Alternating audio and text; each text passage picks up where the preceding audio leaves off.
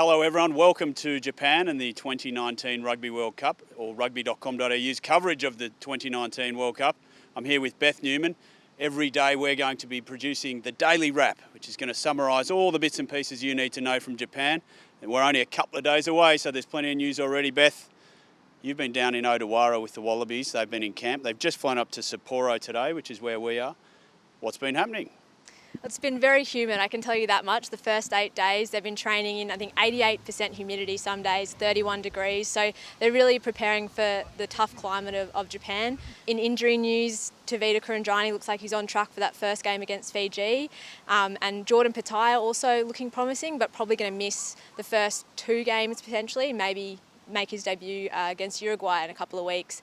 But some big news today en route, I guess, to Sapporo is news that maybe David Pocock and Michael Hooper are going to be starting together again against Fiji. So it's the Hooper reunion. Obviously they're looking for that presence on the ball, aren't they? Against Fiji, you want to slow that ball down. Yeah, exactly. And I think it really has come down to the fact that they just couldn't not start David Pocock. You know, he's that kind of person that just adds so much to the team. And the opener against Fiji, when if they lose, the quarterfinal hopes are really, falling away potentially. So they really need to make sure they bring everything in that first game. Yes, well, they've got Fiji first up and then Wales is the second game. And now Wales, crisis time, they've started out first week. Rob Howley, the backs coach, has been sent home over allegations of betting on rugby, which you're not allowed to do in rugby. What's the latest there, Beth? Yeah, I think this was a story that really, as you said, shocked everyone, in Japan and around the rugby world, because you'd think it would be pretty common sense. Players, staff, anyone involved in the game at a professional level is not allowed to bet on rugby, no matter how small. So this was a difficult dilemma for Wales coach Warren Gatland, who ultimately had to make the call to send one of his assistants home on the eve of their opener. Wales, that's a distraction, really, isn't it? It's not a huge issue. It's a backs coach. You can replace a backs coach, but there's a couple of days out of your preparation thinking about other stuff, so that's not ideal.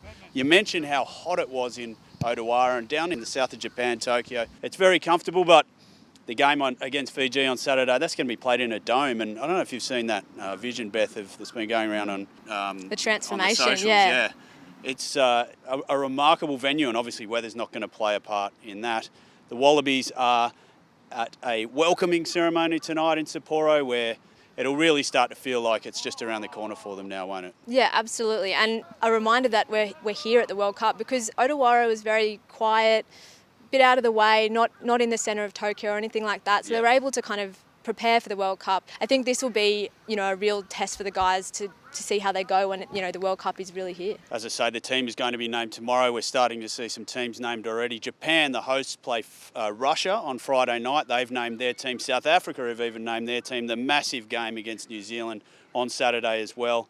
What's the other game on Saturday, the big mega Saturday? Argentina and France and Argentina. The quarter-final sudden death on day 2. Anyway, that's all to come.